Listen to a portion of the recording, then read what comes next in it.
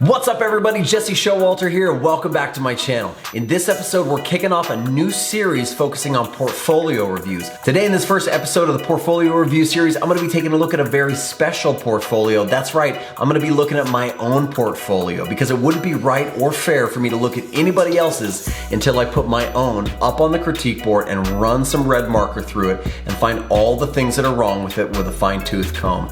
Today is gonna be interesting because I am my own worst critic, so I'm gonna bring the heat. So get ready, strap in, let's take a look at my portfolio. Here we go. We're at jesseshowalter.com. Be nice. I mean, I'm gonna be mean to me, but you be nice. And what I see right when I land on the pages, I got a branding top left, navigation top right, some sort of value proposition and big kind of like hero image of me, which whatever. The branding, I have big issues with the branding. This is a personal thing, maybe you're okay with it, but when I look at it, I see two things. I see a branding that does not represent me very well, and I see a branding that's not even my best work. Let's take a look at the value proposition. It says I'm problem solving. I like that, that's something I focus on. I feel like the verbiage could probably get reworked, but it says, hi, my name's Jesse. It tells a little bit about who I am, how I like to solve and create solutions for people. But it says that I specialize in brand identity, and that is not true. Although in the past, I have done some branding and I've been known to do it from time to time if the need really arises. It's not who I am. It's not what I do. It's not what I love. And so I only want to be promoting myself as the things that I absolutely love and the type of work that I absolutely want. Those are the only things that I should be promoting on this site. If you're watching this video and wondering where I'm getting all these thoughts and standards of what my portfolio should be, they've come from years of work and experience, and I've actually laid those out in a really simple to understand and read portfolio checklist. And if you're interested in downloading that, I have it for free. Just click the link down in the description. I would love to give that to you because that's what I'm gonna use to rebuild my new portfolio, and I hope that would be a help to somebody out there. I'm gonna scroll down a little bit and go to my projects area where I'm highlighting 6 projects on my site. I like that number personally for me.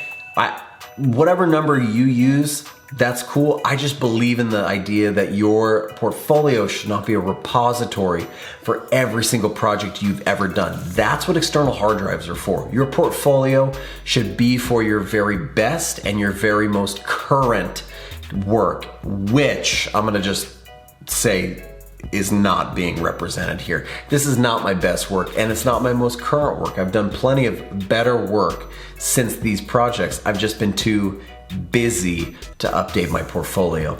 That's another strike on me. Also, 2005 called and they want their illustrated IMAX back. Don't get so caught up in the design of the portfolio that you take away from the actual work that you're trying to showcase.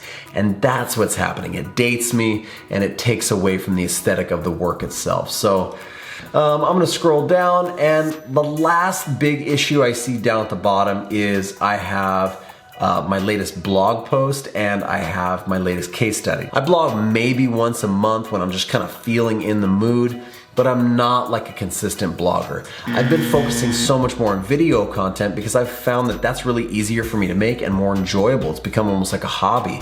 And nowhere really on this page does it describe, my passion for video content creation. And then lastly, this case study over here, that's kind of a bait and switch because I don't have legitimate case studies on my site. I just have, like, as you'll see in a second, poor examples of portfolio pieces which need to be fixed. Let's take a look at one of those. I'm gonna click on this case study and go to that page, and you can see again I have the big massive hero image, giant header image, and I feel like that's not necessarily a bad thing, but I could be more creative than that. I could display the work in a better way than this. As you scroll down, I don't mind the fact that I actually like this portion that, this brings a little context to the project. That's something I'll probably bring with me when I redesign this site, is talking about the company itself, the project, and then also what part and what role I played in the project.